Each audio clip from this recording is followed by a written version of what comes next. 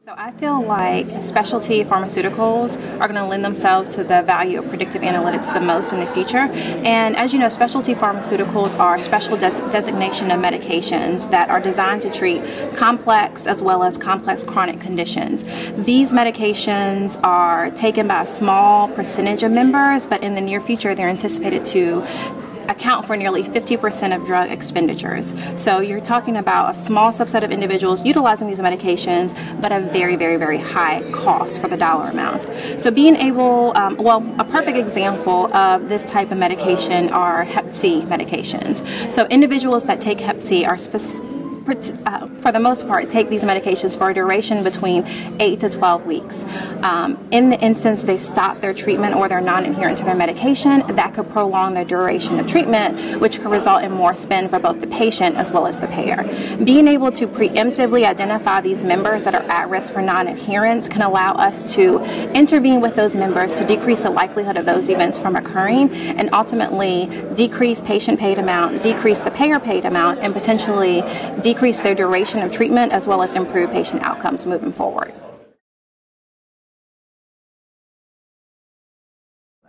So we typically pour in pharmacy claims data, but we are able to also get access to medical claims data. And so we're able to get very rich fields from both pharmacy as well as medical claims data. So we're able to calculate some adherence metrics. We're able to look at the chronic disease score, which is measures the level of comorbid burden for each individual members.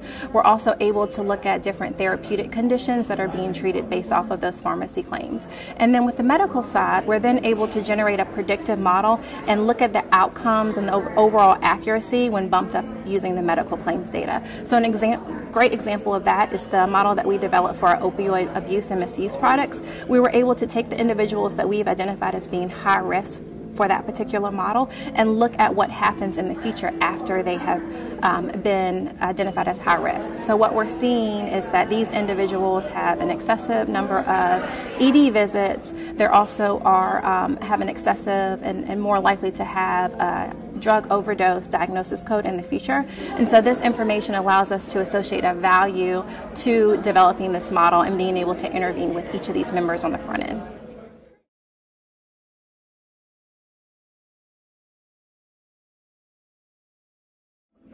So a couple strategies that I would recommend. So the first one would be to continuously and consistently model or look at model performance across the board. So this is extremely important because, as you know, populations can change. And there's a lot of reasons why populations can change. It could be an increase in enrollment, or it could also be changes to benefit structures. So being able to look at model accuracy and performance over time consistently can let you know how well your model is performing as your population changes.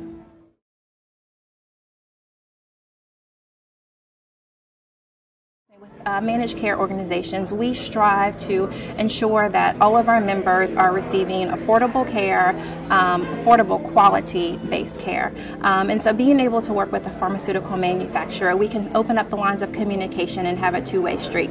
With the pharmaceutical industry, they tend to have a lot of data that are in closed environment, very controlled studies. We have access to real-world data, so we're able to open up those dialogues and be able to communicate with them to show them whether their medication is being used appropriately in the appropriate population, and then ultimately that can lead to better patient care, better outcomes, and overall decrease in total cost of care for our patients.